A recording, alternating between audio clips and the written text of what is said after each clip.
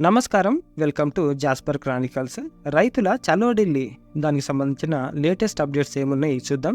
చర్చలు విఫలం, రైతు నేతలు, కేంద్ర మంత్రుల మధ్య పురోగతి లేని చర్చలు, పెరుగుతున్న మహిళా రైతుల సంఖ్య, 21న నల్ల జెండాలతో నిరసన, బీజేపీ ఎన్డీఏ ఎంపీల ఇండ్ల ముందు ఆందోళన, సంయుక్త కిసాన్ మోర్చా బంద్ సమ్మెతో 20 కోట్ల మంది సమ్మెలో 20 కోట్ల మంది, ఎస్కేఎం కేంద్ర కార్మిక సంఘాల వెల్లడి.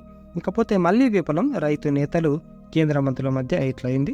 కనీస మద్దతు ధర, రుణమాఫీ తదితర రైతుల అంశాలపై రైతు నేతలు కేంద్ర మంత్రుల మధ్య చర్చలు విఫలమయ్యాయి. దీంతో ఢిల్లీ సరిహద్దుల్లో ఉద్యమం కొనసాగుతుందని రైతులు ప్రకటించారు. పంజాబ్, హర్యానా సరిహద్దులోని శంభు వద్ద రైతుల ఉద్యమం ఆరో రోజు కూడా కొనసాగింది. కుటుంబ సభ్యులతో కలిసి రైతులు నిరసనలో పాల్గొన్నారు. ఆదివారం చండీగఢ్లోని Mahatma Gandhi state institute of public అడ్మినిస్ట్రేషన్లో రైతు నాయకులతో కేంద్ర మంత్రులు 4వ విడత చర్చలు జరిపారు.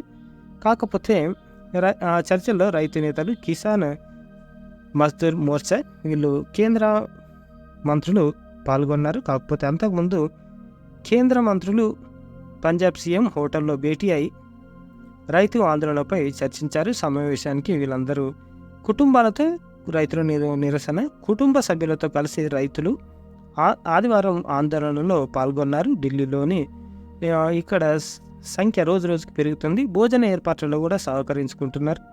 అమృతకాలం అంటే మన అమృతకాలం ఇట్లా అయిపోయింది. కాలయాపన చర్చలొద్దు అని చెప్తున్నారు మంత్రులకు స్పష్టం చేసిన రైతు నేతలు. 4వసారి భేటీ అయిన ఇరుపక్షాలు. మరి రైతులకు ఇచ్చిన హామీలు మరిచిన మోడీ అని ఇచ్చారు. ఎన్నికల్లో గెలవడానికి ముందు నరేంద్ర మోడీ రైతుల పక్షానే ఉన్నారు. కానీ ప్రధాని పీఠాన్ని అధిష్ఠించిన తర్వాత అన్నదాతలకు ఇచ్చిన హామీలన్నిటినీ మర్చిపోయారు. ఇప్పుడు రైతులు తమ హక్కుల కోసం ఢిల్లీకి వస్తుంటే వారిని అడ్డుకోవడానికి మోదీ ప్రభుత్వం బాష్పవాయువులను ప్రయోగిస్తుంది అని సత్యపాల్ మాలిక్, ఇంతకుముందు ఈయన గవర్నర్ ఉండే, కేంద్ర మంత్రులతో చర్చలకు వెళ్తున్న రైతు సంఘాల ప్రతినిధులు అని ఇచ్చారు.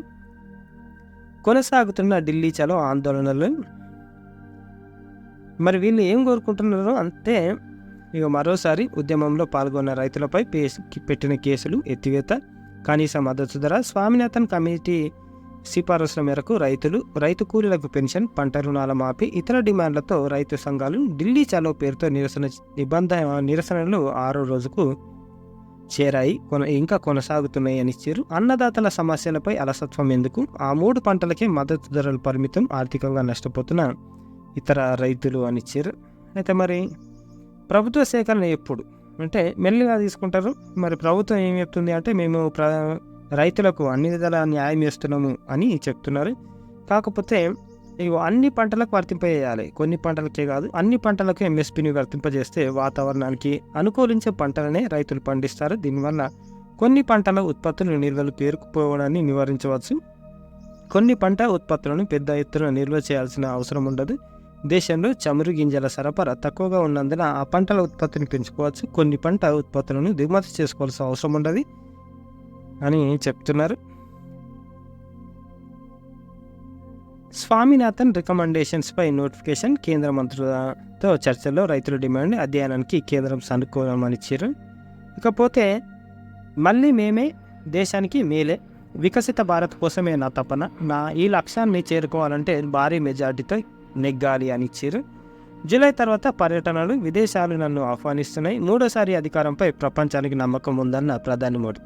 ఈయననే అనుకుంటుండే మొత్తం ఇందులోనూ ఆగం చేస్తుండే. అంతకుమించి ఈయన చేసిన ఉపాధి, దానికి సంబంధించిన ఉద్యోగాల కల్పన మాత్రం ఏది లేదు. అభివృద్ధి అంతకన్నా లేదు. ఏమన్నంటే ఉన్న కంపెనీలన్నీ అమ్మేసుకుంటా హ్యాపీగా అన్ని దేశాలు తిరుగుతుండిన. ఇగో రాత్రి భావాలు పనిచేసిరట. ఇక మరి ఏడ పని చేసిరు, ఎవరి కోసం పనిచేసిరు ఆయనకే తెలియాలి.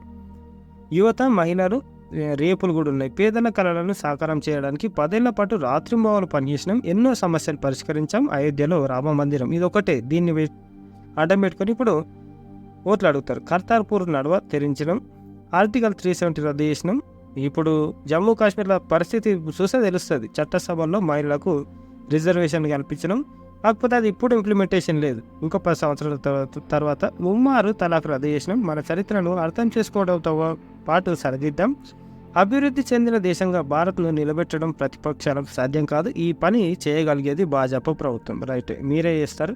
ఇంకా దేశాన్ని అట్టడుగు ప్రాంతానికి తీసుకొని మొత్తం అమ్మేస్తారు తప్ప ఏం లేదు. మా జీవితాలు మాత్రం బాగుపడేవి లేవు. ఇగో ఇది మోదీ మాటలన్నీ మాయ మాటలే, ఇది నిజం అన్నమాట. మరి ఎవరేమన్నారు దీని గురించి అంటే, సోరెన్కు సెల్యూట్ అని. భాజపా దౌర్జన్యాలకు ధైర్యంగా ఎదుర్కొంటున్న జార్ఖండ్ మాజీ ముఖ్యమంత్రి హేమంత్ సోరెన్కు మేము పూర్తి అండగా ఉంటాం. చెక్కుచెదరని ఆత్మస్థైర్యంతో పోరాడుతున్న ఆయన్ను యావత్ దేశం కొనియాడుతుంది. భాజపాతో సోరెన్ చేతులు కలిపి ఉంటే ఈరోజు జైల్లో ఉండేవారు కాదు. కానీ ఆయన సత్యాన్ని విడలేదు, అందుకు ఆయనకు సాల్యూట్ అని కేజ్రీవాల్ చెప్తున్నారు. పోలీస్ కానిస్టేబుల్ అభ్యర్థులతో యూపీలోని కాన్పూర్ రైల్వే స్టేషన్లో కిటకిట. ఇక 60,000 పోస్టులు, 50 లక్షల మంది అభ్యర్థులు. ఇక ఇది మన దేశంలో ఉన్న ప్రస్తుత పరిస్థితి. యూపీ పోలీస్ కానిస్టేబుల్ పరీక్షతో కిటకిటలాడిన బస్టాండ్లు, రైల్వే స్టేషన్. మేము ఉపాధి కల్పించడము అని అంటే మరి వీళ్ళు ఏమైనా పిక్చర్లా ఇంత ఘోరంగా కాంపిటీషన్ అయిపోయారు. ఇక ఇట్లా బావిలో నీళ్లు తాగారని దళిత పిల్లలను కట్టేసి కొట్టిండు. 5 చిన్నారులపై యువకుడి అమానుష దాడి, వీడియో వైరల్. జబల్పూర్లో జరిగిందట వార్తని. ఇది జబల్పూర్లో కాదన్న స్థానిక పోలీసులు. అభం శుభం తెలియని 5 దళిత పిల్లలు బాగా దూప కావడంతో అగ్రకులానికి చెందిన ఓ వ్యక్తి బావిలో నీళ్లు తాగారు. అంతే, వారిపై కోపంతో ఊకిపోయిన బావి ఓనర్ అయిన యువకుడు పిల్లలని కూడా కనికరం చూపకుండా అమానుషంగా దాడి చేశారు. వారి చేతులను వెనక్కి విరిచి తాడుతో కట్టేసి కర్రలతో కాళ్ళపై కొట్టాడు. నొప్పి తాళలేక పిల్లలు అరుస్తున్న చుట్టూ జనం పోగా వేడుక చూసిన తప్ప ఈ ఒక్కరు అడ్డుకోలేదు. ఓ పిల్లాడు జనం వైపు పారిపోతుంటే జనం ఆ పిల్లాడిని కొడుతున్న యువకుడి వైపే తోసేసి రాక్షసానందం పొందిరు. సిగ్గు శరమేమన్నా ఉండాలి ఈ బీజేపీ కానీ ఈ భాజపా ప్రభుత్వాలకు కానీ. మధ్యప్రదేశ్లోని జబల్పూర్లో జరిగినట్లుగా చెప్తున్న ఈ వీడియో ఇట్లుందన్నమాట. ఈ ఒకటే అది యూపీ నార్త్ మొత్తం ఇట్లనే ఉంది. ఇండియాకు 400 సీట్లు, ప్రధానిగా మళ్ళీ నేనే. సిగ్గు లేకపోతే సరే ఇంకా దేశానికి ఏదో చేసినా అని, ఇంకా న్యాయం చేసినా అని చెప్పుకున్నాడు. నాణ్యమైన విద్య అందట్లేదు, అందుకే నిరుద్యోగానికి అది కారణమే అని ఇచ్చిర్రు. ఉద్యోగ కల్పనలో స్తబ్దత. వీళ్ళు చదువులు చెప్తే ఇటువంటి నిరుద్యోగాలు ఎందుకుంటాయి? నాణ్యమైన విద్య అందట్లేదు, అందుకే నిరుద్యోగ రేటు పెరుగుతుంది. ఉద్యోగాల కల్పనలో స్తబ్దత. నిరుద్యోగం, ఉద్యోగాలు. ఇగో నిరుద్యోగం ఏమో ఇట్లుంది, ఉద్యోగాలేమో ఇట్లా వస్తున్నాయి. మరి ఇక్కడ ఇచ్చారు చూడండి. నివేదిక ఏం చెప్తుంది? విద్యాస్థాయి పెరిగినప్పటికీ దానికి అనుగుణంగా ఉపాధి అవకాశాలు మెరుగుపడడం లేదు. దేశంలో ఉద్యోగాల కల్పనలో ప్రభుత్వం ఘోరంగా విఫలమైన దానికి నివేదిక స్పష్టం చేసింది. ఈ నేపథ్యంలో గ్రామీణ ఉపాధి హామీ పథకం, పేదరిక నిర్మూలన కార్యక్రమాలు, ప్రజా పనులపై మరింతగా దృష్టి సారించాలని ప్రభుత్వానికి సూచించింది. ఉపాధి హామీ పథకం ద్వారా గ్రామీణ ప్రాంతాల్లో వేతనాలు 5% పెరిగాయని, మహిళా కార్మికుల సంఖ్య కూడా పెరుగుతుందని, గ్రామీణ వేతన స్థాయిలు మెరుగుపడతాయని తెలిపింది. ఇక వీళ్ళని మెచ్చుకోవాలి అంటే ఇదన్నమాట. రేషన్ బస్తాలపై మోడీ చిత్రం కోసం కోట్లు వ్యయం. రేషన్ వీళ్ళిచ్చే దొడ్డు బియ్యము, అందులో 50 రాళ్ళు ఉంటాయి, పొట్టు ఉంటుంది.